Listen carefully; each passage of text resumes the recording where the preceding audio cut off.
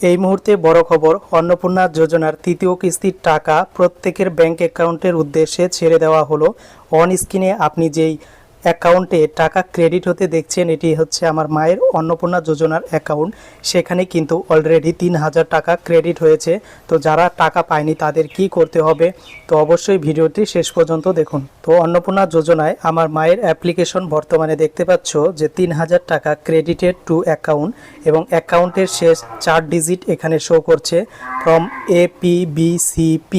এবং অন্নপূর্ণা যোজনার total balance দেখাচ্ছে এখানে, কত টাকা ব্যালেন্স রয়েছে এবং টোটাল অ্যামাউন্ট শো করছে এখানে। এবং তারিখটা দেখতে পাচ্ছ 17/8/2026, এবং কখন টাকাটি ঢুকেছে এখানে 14/11/10, অর্থাৎ 2:11 কিন্তু ব্যাংক অ্যাকাউন্টে টাকা ক্রেডিট হয়েছে। এবং ব্যাংক অ্যাকাউন্টের নাম এখানে ব্যাংক অফ বরোদা সেটা কিন্তু শো হচ্ছে। তাই যাদের এখনও ব্যাংক অ্যাকাউন্টের উদ্দেশ্যে টাকা এইরকম SMS আসেনি, তাদের কি করতে হবে, তো বর্তমানে বেসিক্যালি তাদের একটি কাজই করতে হবে, সেটি হচ্ছে তাদের ব্যাংক অ্যাকাউন্টের সঙ্গে যেই মোবাইল নম্বর লিংক রয়েছে সেই অ্যাকাউন্টটি একবার চেক করতে হবে।